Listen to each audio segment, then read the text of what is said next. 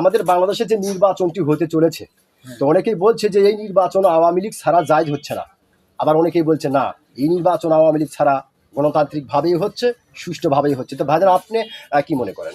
আমি একদম সাধারণ মানুষ, আসলে এটা বড় কঠিন বিষয়, যেহেতু সংবিধানের বিষয়। জি ত্রয়োদশ জাতীয় সংসদ নির্বাচন, এটা তো সাংবিধানিক নিয়ম নীতি অনুযায়ী হচ্ছে। জি জি জি আর এখানে অনেক দল অংশগ্রহণ করেছেন, নিবন্ধন প্রাপ্ত আমরা জানতে পেরেছি প্রায় 60-এর উপরে। জি আর এখানে বৃহত্তম দল বাংলাদেশ জামাত ইসলাম এবং বিএনপি, জি আরও অন্য অন্য দল, শরিক দল সহ অনেক দলই এখানে অংশগ্রহণ করছেন। এবং এখানে তো ভোটের পার্সেন্টের উপরে বিশেষ করে নির্ভর করে ভোটটা আসলে সবাই অংশগ্রহণ করছে কিনা। জি জি জি এখন কোন দল অংশগ্রহণ করলো বা কোন দল অংশগ্রহণ করলো না, এটা তাদের দলীয় বিষয়। দলীয় বিষয়। আর আওয়ামী লীগের বিষয়ে যে কারণে ভোটটা বর্তমানে আওয়ামী লীগ অংশগ্রহণ করতে পারেনি, সেটা মূলত তাদের এখন কৃষ্টি কালচারে তাদের ফেসিবাদী মানে ভাবামূর্তি দিয়ে তারা 17 বছর বাংলাদেশটাকে নিজেদের দেশ মনে করে জি দখল করে নিয়ে তারা যে অপতৎপরতা এবং মানুষের উপরে নিপীড়ন, নির্যাতন এবং বিভিন্ন ধরনের অহেতুক হামলা মামলা দ্বারা মানুষকে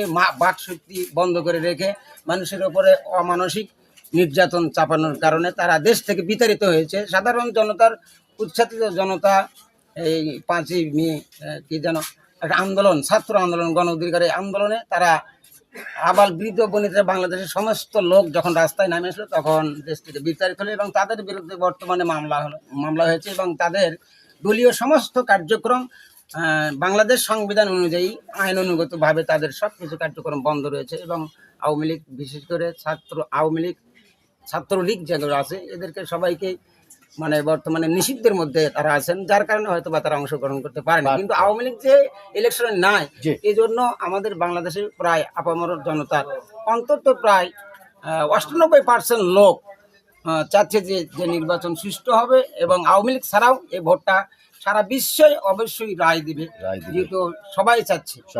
অসংখ্য ধন্যবাদ। উৎসব মুখর